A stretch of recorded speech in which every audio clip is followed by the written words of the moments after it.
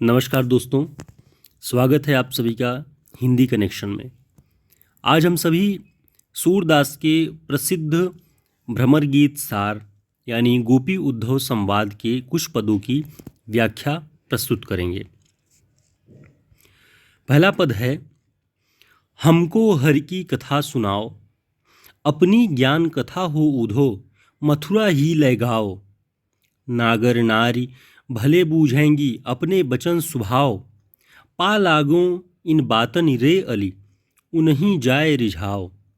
सुनि प्रिय सखा श्याम सुंदर के, जो पै जी सतिभाव, हरिमुख अति आरत इन नयननि, बारक बहुरि दिखाओ।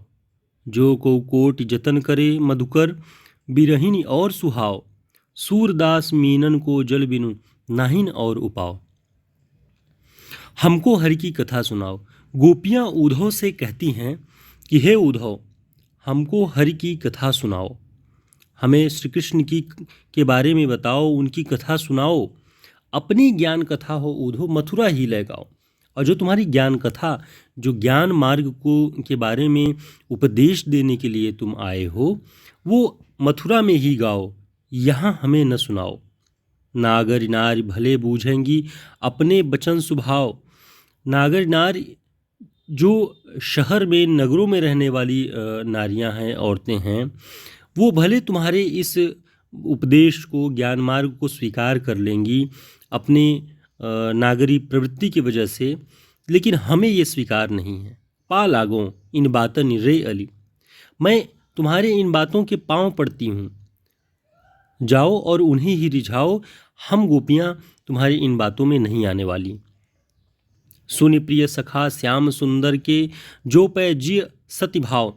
हे प्रिय सखा श्याम सुंदर के यानी उद्धव, अगर जो पै जी सत्यभाव, यदि तुम्हारे जीय हृदय में सत्यभाव हो, तो तुम जा करके हमारी कथा श्रीमुख यानी हरिमुख के सामने, श्री कृष्ण के सामने जा करके सुनाओ कि हरिमुख अति आरत इन नयननि, बारक बहुर दिखाओ। उनके सम्मुख जाकर के हमारे इन आर्त नयनों की दशा को जा करके सुनाओ और बताओ कि हम कितनी व्यथित हैं, बेचैन हैं। जो को कोट जतन करे मधुकर, बिरहिन और सुभाव। कोई कितना भी जतन करे, क्या बिरहिनी को यह शोभा देता है कि वो ज्ञान मार्ग को अपना करके, भक्ति के मार्ग को और श्री कृष्ण से प्रेम के मार्ग को छोड़ दे। सूरदास मीनन को जल बिनु, नाहिन और उपाव। जैसे मछली को बिना जल के कोई उपाय नहीं सूझता, उसी तरीके से बिरहिनियों को उस श्री कृष्ण के श्रीमुख के बिना कोई और उपाय अच्छा और शोभा नहीं देता। अगला पद है, निर्गुण कौन देश को बासी।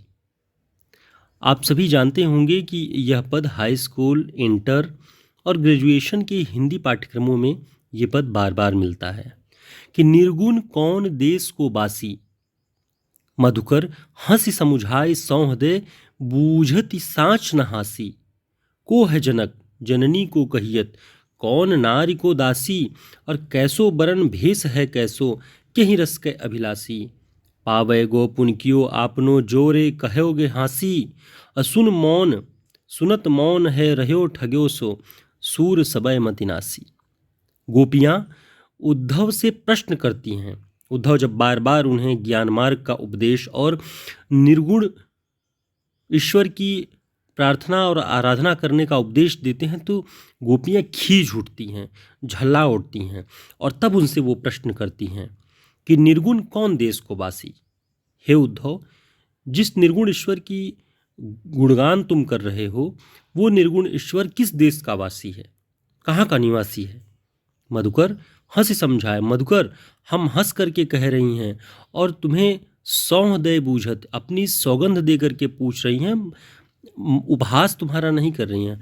बताओ कि कौन है उनका जनक।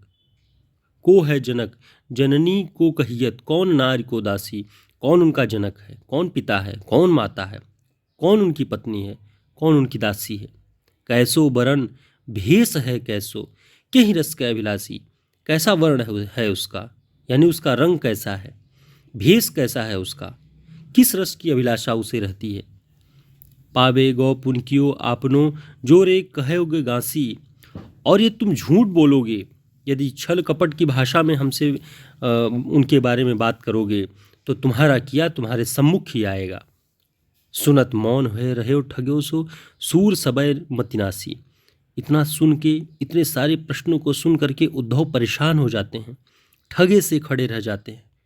और सूरदास जी कहते हैं कि गोपियों के इन चतुर वाक्यों और चतुर प्रश्नों से ज्ञान मार्ग और उद्धव के निर्गुण ईश्वर की आराधना के जो उपदेश थे उनके सारे लोगों की मतियां नष्ट हो गई।